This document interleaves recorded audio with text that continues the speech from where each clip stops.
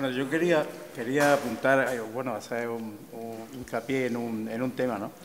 La toma es una invención del siglo XIX. No hubo tal toma de Granada, como antes hemos dicho. Granada fue capitulada, hubo un pacto. Esto es vuestro, ¿verdad? Que son las capitulaciones de Granada. Y fue un acuerdo internacional. Lo que pasa es que no se cumplió. De hecho, las capitulaciones de Granada aún están vigentes. Todavía podríamos, si quisiéramos, y si hubiese, se podría llevar a los tribunales, puesto que es un documento vigente, porque no se derogó nunca. En el cual, yo tengo una copia, precisamente, de las capitulaciones, y ese documento dice claramente que se le iba a respetar haciendas, religión y lengua a los ciudadanos granadinos. Ciudadanos que eran del reino nazarí, que vosotros, vamos, este pueblo era también parte de este reino, ¿no? Y luego otra cosa también señalar, Granada era la cabeza del reino, pero el reino era muchísimo más grande. Se llegó a este pacto precisamente porque Málaga fue masacrada por los reyes católicos, por los extranjeros, porque eran extranjeros. Los que vinieron, la horda castellana y aragonesa, pero fundamentalmente castellana, destruyeron Málaga entera y la arrasaron. Y fue porque no quisieron capitular, no quisieron rendirse, porque allí no le dieron opción a capitular. A Granada sí, Granada capital sí pudo capital. Y bueno, quería hacer este hincapié. Y por otro lado también, que es mentira, o sea que la fiesta se inventó en el siglo XIX, con el romanticismo y con la creación de la nación española. Cuando se empezó a decir que España era una nación, cuando España está compuesta, como todos sabemos, de una realidad plurinacional. Fue en el siglo XVIII, en el 1714, cuando jurídicamente se constituye España. Por lo tanto, hablar de España antes de esa fecha, o sea, desde la entrada de la dinastía de los Borbones, estamos hablando de un anacronismo. Quien conquista o quien capitula, sí, ya termino. Quien capitula fue Castilla con el reino de lo que quedaba de Andalucía, que era el reino nazarí de Granada. Al hilo de lo que está comentando Antonio, a la hora del objetivo de nosotros como asociación de proponer municipalmente hacer una recreación histórica o un festejo histórico, debemos de tener muy en cuenta, y vaya, yo creo que todos los aspectos históricos, el contexto histórico, indagar, investigar, y es muy importante, para mí, por ejemplo, creo que es de vital importancia saber las palabras que utilizamos qué significado tienen. Porque muchas veces utilizamos palabras sin saber qué significado, qué trasfondo tienen. En este caso, como comentaba, la existencia de España, como así. Dentro de los historiadores hay un gran debate todavía, ¿a partir de cuándo hay una conciencia de unión nacional? Está claro que jurídicamente desde el 1714. Exactamente. Yo incluso lo llevaría a la guerra contra los franceses, que es por primera vez cuando hay un sentimiento nacional, de verdad, que es la época, el contexto de que surgen los nacionalismos europeos y ya surge un sentimiento nacional, de unión nacional contra un enemigo. Yo ahí sí que veo ya una unión y un sentimiento nacional. Y las Cortes de Cádiz es el fruto de la lucha de un pueblo por su liberación, por su libertad. Entonces, claro, cuando hablamos muchas veces de España, la España en la Edad Media, la España romana, la España... Claro, Hispania, es que no Hispania tampoco, porque es que Hispania obedece a un término geográfico, porque Hispania tampoco era un territorio políticamente unido, porque había provincias. Había provincias como el resto del imperio, claro, nosotros era la Bética, la Tarraconensis, la Lusitania, y eran provincias que políticamente tenían su autonomía. Entonces, ¿desde cuándo hablamos de una unión? Entonces, tener conceptos como esos claros nos puede ayudar a la hora de que cuando queremos traer el pasado de vuelta, traerlo con un rigor histórico. ¿Por qué? ¿Por qué creo que es importante que tenga un rigor histórico? Porque el traer el pasado ahora al presente es para que la gente aprenda, con un objetivo didáctico, que luego tiene también la vertiente lúdica y la vertiente de que eso va a promocionar el sitio donde se hace, que va a atraer gente, que va a haber un estímulo económico, también es importante, lo veo. Pero la base fundamental es que tenga un objeto didáctico claro, que lleve un mensaje. A mí me gustaría Totalmente de acuerdo contigo. Bueno, Vale, yo estaba apuntando un poco ideas, ¿no?, que se me venían cuando estabais haciendo la intervención, porque me parece, a nivel personal me parece una iniciativa muy positiva el querer cambiar, ¿no?, la visión de la toma de Granada hacia una visión más laica, más inclusiva, pero también desde mi perspectiva como historiadora me gustaría haceros una pequeña crítica, que espero que la toméis como constructiva, y es que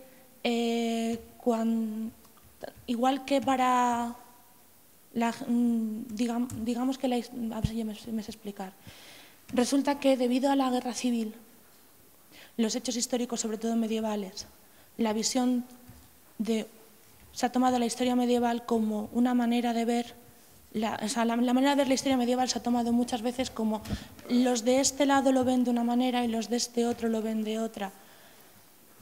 Y a mí personalmente, como experta en historia medieval, me parece que es un graso error seguir cayendo en esto, aunque se haga desde la mejor de las intenciones. ¿Por qué lo digo? Porque aunque no nos demos cuenta, cuando intentamos contextualizar la historia medieval, lo hacemos desde la herida, ¿no?, de un conflicto civil que todavía todos arrastramos, ¿no? Entonces, ¿qué es lo que a mí me gusta hablar mucho cuando se habla de historia medieval y que surge todo el tema de la conquista, reconquista, convivencia, tolerancia? ¿Se puede hablar de que hubiera una convivencia tal y como la entendemos actualmente? Tenemos que contextualizarlo, no es verdad. No es real, no había una convivencia real, había una tolerancia. Sí que es verdad que había leyes durante todo el periodo medieval, tanto en territorios cristianos como territorios musulmanes, en el que se permitía una tolerancia, una convivencia jurídica y se permitía la vivencia, ¿no?, de diferentes religiones tanto en un territorio como en otro. No se va a hablar de expulsiones o de radicalización estamos hablando de casi un siglo después. Entonces, entonces yo creo que se debería hablar más a la hora de trasladar, ¿no?, la historia, hablar de tolerancia o de coexistencia, ¿no? Yo creo que hablando lo que dice Rosa, ¿no?, los términos son correctos, son importantes, ¿no? Y luego he visto, pues eso, ¿no?, que vosotros, yo entiendo que es eso, que como yo no soy granadina de nacimiento, soy granadina adoptada, pero bueno, como llevo aquí 12 años, pues me considero ya parte de la familia, ¿no? Los andaluces nacemos donde queremos, exacto. Y hablamos como nos da la gana, ¿no? Pero entonces, me resulta muy importante decir, ¿no?, que cuando se hablan de las capitulaciones de Granada, y la diferencia, ¿no?, que habéis puesto con Málaga, me gusta hablar un poco, ¿no?, de por un lado y por otro, ¿no? Entonces, por un lado voy a romper una lanza a favor de Granada, porque ¿por qué Granada tiene que capitular y no rendirse? Porque no había manera de conquistar Granada. Porque durante muchos años se establece el campamento de Santa Fe y durante muchos años En vez de, ¿qué pasa? Que, como habéis dicho, ¿no? En Málaga hay una gran batalla, hay una gran pérdida de vidas por ambos bandos y el ejército castellano llega cansado a Granada, no llega con fuerzas suficientes, no llega con dinero suficiente y no tiene recursos realmente para tomar esa ciudad. Entonces establece una práctica medieval que a mí me parece muy curiosa y creo que sería importante recuperarla o por lo menos mencionarla, que se establece dirimir la batalla por combate singular. ¿Esto cómo es? Nuestro ejército, mi ejército no va a ganar, el tuyo tampoco, va a morir un montón de gente. ¿Qué hacemos? Erigimos un campeón. Y entonces, cada X tiempo salía un campeón de la ciudad de Granada y salía un campeón del campamento de Santa Fe. Tenían un combate singular y se suponía que el acuerdo era que quien ganara ese combate singular ganaba la guerra. Esto es algo que se establece y de hecho se celebra en muchos sitios, por ejemplo en Portugal, se celebra con esta misma situación histórica, se da en el Recontro, lo llaman el Recontro de Valdevez, que pasa lo mismo, que cuando van a establecer el Reino de Portugal, para poder establecerlo se establece combate singular entre un campeón gallego y un campeón del condado de Portugal y como gana el portugués se establece el reino. O sea, es una manera, digamos, muy civilizada de dirimir un conflicto bélico, ¿no? O sea, tenemos a veces la imagen, ¿no?, de que las guerras eran muy cruentas, muy sangrientas, sin embargo, se sabe que las guerras modernas son mucho más cruentas, mucho más sangrientas. No vaya a maquillar demasiado la guerra, ¿eh? No vaya a y maquillar tienen una demasiado. pérdida de vida. No la quiero maquillar, pero quiero... La guerra de Alpujarras fue terrible, ¿eh? Quiero matizarla. La guerra de las Alpujarras es diferente. Estamos hablando de casi 100 años después y responde a otra cosa. Lo que quiero decir es que el momento histórico influye, la visión influye y en el medievo la conquista de territorio no está exenta. Aunque hay pérdida de vidas, no hay guerra contra la población civil como luego pasará, que es donde empieza a cambiar la cosa. En este momento la guerra es de un político contra otro político independientemente de la religión. ¿Por qué? ¿Por qué los reyes católicos incumplen las capitulaciones? Tiene una explicación histórica. No es por racismo, no es por conveniencia y no es por religión. Porque esos son los matices que nos van a hacer entender por qué el devenir histórico ocurre. Los reyes católicos incumplen las capitulaciones porque empieza a haber un cambio en la interpretación de la autoridad real sobre los súbditos, ¿vale? Sé que os voy a dar un poco el rollo, pero es que creo que es un punto importante y nos va a ayudar mucho a entender por qué las cosas sucedieron como sucedieron y nos va a quitar... Ten cuidado. Sí, por supuesto, es una mesa redonda, por supuesto hay preguntas, entonces voy a explicarlo. Si alguien tiene una pregunta, pues levanta la mano y tal. ¿Por qué las capitulaciones se incumplen? Es una cosa muy sencilla y a la vez muy dramática. Pero no puedes justificarla. Dice, bueno, puedes explicarla, pero no justificarla. Cuando yo hablo de justificación digo, ¿por qué? O sea, que tiene una causa racional. Tiene explicación, pero no justificación, claro. ¿Vale? Tiene una causa racional. Todas las guerras siempre se intentan justificar, todo. Entonces, siempre. ¿Por qué las capitulaciones se incumplen? En la Edad Media, durante mucho tiempo, los reyes no eran reyes de un territorio, eran reyes sobre su pueblo. Entonces, ¿qué tenemos? Tú eras en Francia, o sea, Carlomagno no era rey de Francia, era rey de los francos. Fueran quienes fueran los francos. Leovigildo no era rey de Hispania, era rey de los visigodos, con todo lo que ello implicaba de la población que habían asimilado los visigodos, que lo que estábamos diciendo, ¿no? El sustrato poblacional que hay aquí es el mismo desde la prehistoria, eso no cambia.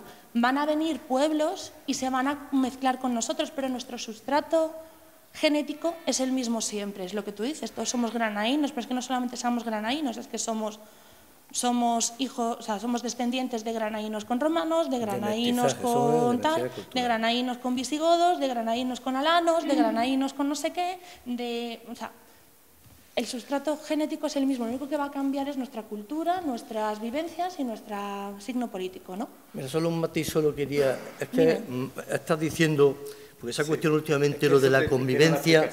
Espera, Antonio, espera un momento. Es que antes ha cuestionado lo de la convivencia en Al-Ándalus. Al-Ándalus fueron 8 siglos. Sí. Hubo periodos de convivencia, es verdad, otros periodos no de convivencia, pero sí de coexistencia. Lo que no hubo en Al-Ándalus fue una inquisición que obligara a convertirse a los demás y que los expulsaran. Y otra cosa, espera, ese es el tema al que voy. ¿Y por qué? Claro. Voy a explicar por qué surge la Inquisición, porque me parece un tema importante. Otro detalle y por qué a lo que sé que estoy dando mucha vuelta, pero es importante. Pero otro detalle solo, espera que termine la exposición. Mira, los Reyes Católicos pudieron elegir entre Fray Hernando Talavera, que él preconizaba una evangelización tranquila, él llegó a traducir la Biblia al árabe, porque él pensaba que eso era una cuestión generacional. Sin embargo, en lugar de elegir a Fray Hernando Talavera, eligieron a Cisneros, que era un inquisidor y que obligó a las conversiones forzosas. La gente se convertía o tenía que marcharse. Entonces, eso es lo que nosotros cuestionamos. Ellos pudieron elegir entre uno y otro. Y ninguno de los dos tiene razón, porque si tú tienes unas capitulaciones, no las puedes incumplir.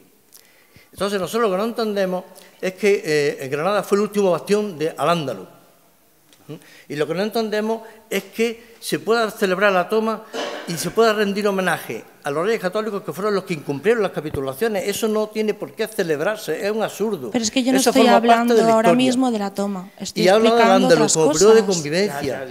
Vale, entonces, porque vosotros ya habéis puesto vuestro punto de vista. Ahora, yo lo que estoy haciendo es matizarlo. ¿Por qué? Porque considero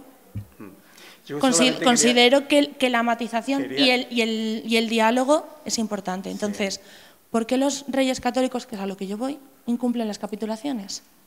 Un hecho tan fundamental y tan básico como lo que estaba intentando explicar. Y es difícil de explicar y por eso estoy dando vuelta. Los reyes medievales son reyes sobre la gente, no sobre el territorio. ¿Qué pasa? Que durante el siglo XV, no solamente en el territorio que vamos a llamar España, en toda Europa, no solamente en toda Europa, en todo el Próximo Oriente, Egipto, todo el Mediterráneo, pasa algo increíble, que es que la autoridad del monarca deja de ser el primus inter pares, o sea, el primero entre todos sus iguales, que son su pueblo, elegido, o pasa a ser hereditario, y de hereditario pasa a que empieza a recibir su autoridad de Dios. En todo el mundo mediterráneo, en todas las religiones. Ahí es donde yo iba. Entonces, ¿cuál es el problema que hay con esto? Si tu autoridad viene de Dios, solamente puedes gobernar sobre los que tienen el mismo Dios que tú. Y a nivel político supuso un conflicto. Entonces, ¿estuvo bien? No. Pero lo que quiero decir es que hay que entender ese movimiento político que afectó a mucha gente desde ese punto de vista, no desde un punto de vista revanchista ni de intentar masacrar a la gente. Es verdad que se aprovechó como todos los movimientos políticos por toda la gente alrededor, pero ese punto de matiz, aunque nos duela y no nos parezca justo desde nuestra perspectiva actual, también tenemos que ver que la historia no puede ser juzgada desde nuestra actualidad sin tener en cuenta qué estaba ocurriendo en ese momento y por qué ocurrían las cosas. Porque eso nos lleva a los mismos errores históricos que en extremis llegan al tipo de celebración de la toma de Granada. Y que no se lleva hacia el otro lado. Eso es lo que yo quería pero que tú no puedes celebrar. No, yo no estoy diciendo que se celebre. Eso, claro. Primero, la toma es mentira. Correcto.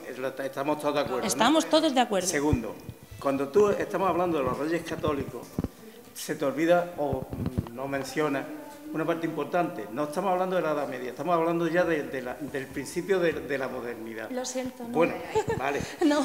Vale. Y otro detalle importante, el absolutismo.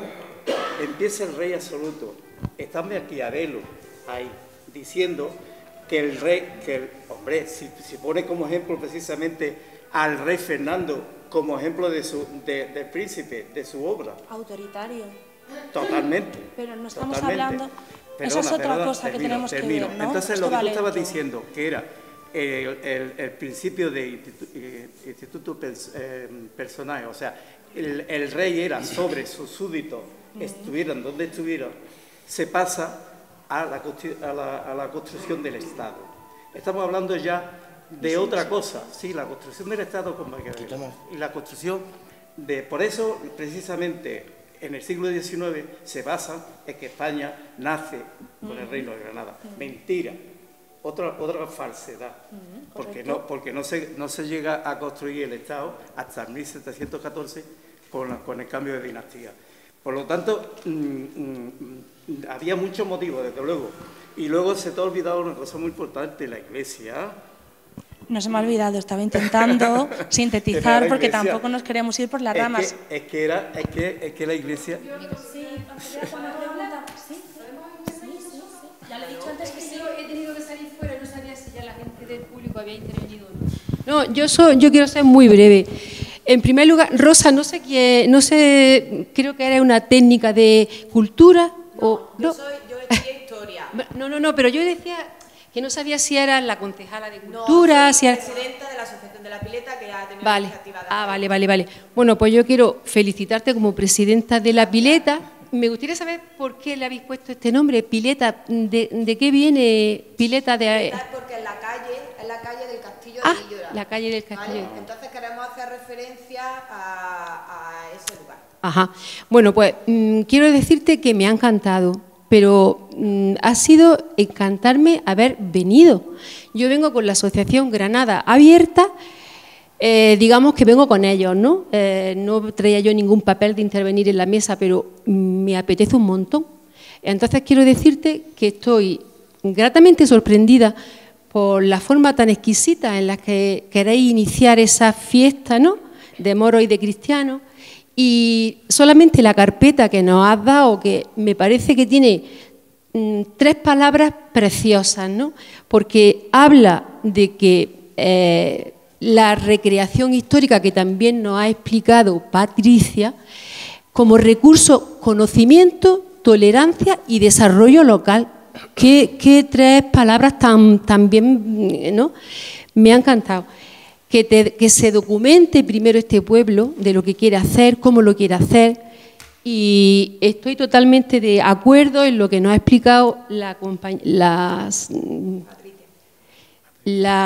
licenciada en Historia, la historiadora en este caso, y me ha gustado muchísimo. Yo quiero decir que yo soy licenciada en Historia, no historiadora, ¿vale? Entonces me encanta, ¿no?, que nos vayamos atrás a ver por qué las cosas, por qué estamos aquí, y porque tiene un porqué histórico.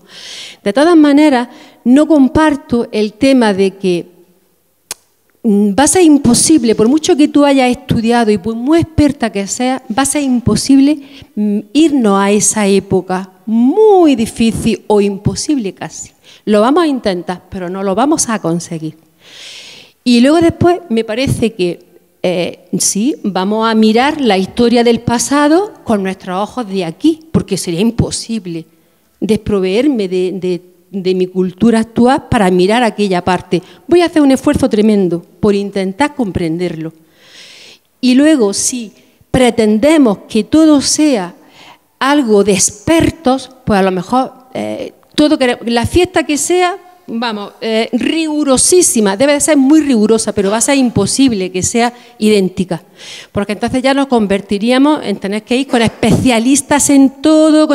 Entonces, es muy bueno darle una visión global, digna y rigurosa, pero no tan especializada, porque si no ya convertiríamos esto en imposible. Nada más que eso quería decir. Muchas gracias. Y os quiero decir también una cosa. Soy enfermera de Illora, para que lo sepáis. y me ha encantado venir a este pueblo. No estoy incorporada en la asistencia ahora mismo, estoy trabajando en un sindicato, pero me ha enorgullecido muchísimo tener la plaza de enfermera en un pueblo como este.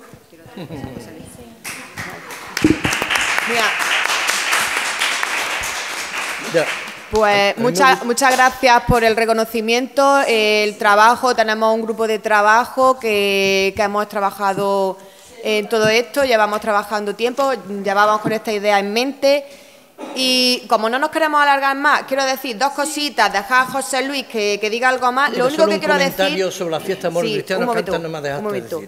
Sí, ahora José Luis y Paco pueden establecer un pequeño diálogo para que José Luis también nos diga lo que quiere decir.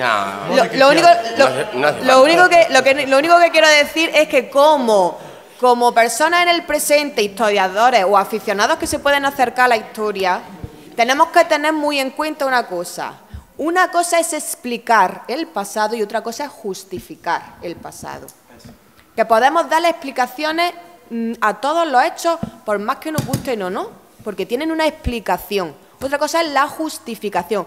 Por eso yo siempre recalco la importancia de los conceptos y lo que hay detrás de las palabras. ¿Cómo hay que utilizarlas? Porque a día de hoy a mí me dicen mucha gente, ¿se puede utilizar el término reconquista? Y yo digo, ¿por qué no lo puedes utilizar? Claro que lo puedes utilizar, pero siendo consciente de lo que significa el término y las connotaciones políticas que lleva detrás. La reconquista es un bulo. O sea, que podemos utilizar términos, pero siendo conscientes de su significado. Por eso aquí, en historia, nos enseñan que el historiador es imposible quitarte todo el bagaje que lleva la persona para ver el pasado, pero tiene que hacer un esfuerzo por no hacer implicaciones y valores, porque ya el valor se lo da a la persona, cada una a su hacer. Rosa, entonces yo termino y os dejo ya la palabra. Lo único que quería darte las gracias por el reconocimiento y decir que aquí lo que estamos abiertos a todas las ideas y a intentar hacer lo mejor que podamos por el patrimonio de nuestro municipio. Sí, no, yo solo quería un breve comentario. Mira, Rosa, si tú aceptas el término reconquista, que ya está descartado por los historiadores, lo que estás aceptando es que fue una invasión, árabe. Y estás aceptando que a quienes expulsaron fueron a los descendientes de los invasores árabes. Y eso no es correcto. Eso no es correcto. La reconquista significa eso y ya ningún historiador que se ha documentado y lo acepta el término. Es conquista, ¿sabes? Reconquista. Yo soy consciente de las implicaciones ideológicas que tiene ese término. No hubo invasión de los moros, eso para empezar. Claro que no la hubo. No hubo invasión de los moros. Fue una culturación como la culturación romana. Bueno, eso fue discutible. Pero que no fue como lo han contado. Que no es la invasión árabe, como dice. Hombre, sí fue. O los romanos. En parte sí fue una invasión, claro, fue una guerra. Una guerra civil. Vamos a dejar un poco que hable José Luis, que nos vayamos a comer. Antonio, por favor, deja que... Perdona, quiero solamente comentar brevemente lo de las fiestas de amor cristiano. Sí. Veréis, a mí me preocupa mucho la fiesta de amor cristiano en general, porque me preocupa que se divide a la población entre bandos moros o bandos cristianos, y de alguna forma se enfatiza lo que es la guerra, se tiende al lenguaje bélico, con lo cual yo creo que eso no es bueno, sobre todo para los niños. Yo veo que algunos pueblos dicen muy cristianos niños, yo soy moro, yo soy cristiano, y de ahí ya falta un poco para decir, fijaros, y lo que más me preocupa todavía es las letras del teatro que se hace en la toma del castillo, otra vez la toma. Fijaros, el caso de Kentar, que es lo que hemos analizado, dice en el texto, en el diálogo, en los guiones, dice el cristiano, quiero defender la fe y mi honor con los filos de mi espada, bajen ya de esta muralla o pego fuego al castillo. Vale, bueno, eso... Tú no puedes hacer ese discurso bélico sabiendo que la solución es la espada, porque fijaros cómo estamos con la solución de la espada. Todo eso hay que cambiarlo. Ese tipo de... Claro, eso hay que empezar a cambiarlo. En nuestra obra, por ejemplo, no aparece. Sí, pero tú no puedes recoger esa tradición y volver a reproducirla y a fomentarla entre los niños. Hay que empezar a cambiar el lenguaje. Que yo quería decirte, 800 años. No estuvieron los 800 años matándose, ¿eh? Pues eso, ¿por qué no cogemos la parte positiva de eso? Al-Ándalus fue durante 8 siglos. Disculpad que os corte, pero vamos muy mal de tiempo. Sí. Esto nos daría para hablar días y días. Claro. Me gustaría que José Luis nos enseñara lo que nos tenía preparado para enseñarnos. Bueno, no, era el vídeo que... hombre, antes no se ha visto esto, pero bueno, lo he puesto y ya he podido... Ah, estaba puesto... Sí, está puesto ahora mismo. Vale. Lo he dejado puesto porque no estoy... Lo que nos pasa aquí es que tenemos muchas visiones y muchas formas de acercarnos al pasado. Esto nos daría para charlar largo. Que yo creo que estas conversaciones son muy enriquecedoras, porque tenemos que dialogar porque si lo que queremos es traer un pasado y creemos y que ese pasado sirva para la convivencia, lo tenemos que hacer hablando. Y lo tenemos que hacer aunando posturas. Desde espacios como este. Lo que pasa es que hoy ya, como vamos cogidos de tiempo y nos están esperando para la comida, vamos a dar aquí el punto y final de las jornadas de esta mañana. Un apunte solo, Rosa, sí. Un apunte solo. Estamos hablando de recrear hechos históricos. Bueno, pues yo, más que resucitar fiestas de moros cristianos, que ya sabéis lo que me preocupa, lo que quería hacer recoger todo el legado científico andalusí. Contamos con el legado andalusí. Bueno, no sabéis el avance que hubo en astronomía, es que la biblioteca de Córdoba, es que la fiesta, era una de las bibliotecas más grandes de la Andaluz. Yo no sé, pero si seguimos vamos a hacer la bola más grande. Por eso os agradezco, Paco, pero el que Paco, agradezco que vaya perdiendo. En los bandos, dividir a la gente en bandos. No. Depende, yo creo Paco, que depende cómo muchas gracias por asistir. Esto, aunque sea un punto y final del día de hoy, no es para siempre. Continuaremos, intentaremos desde la Pireta crear más espacios para que tengamos un lugar donde acercar posturas y dialogar, que es de lo que se trata, ¿vale? Muchas gracias.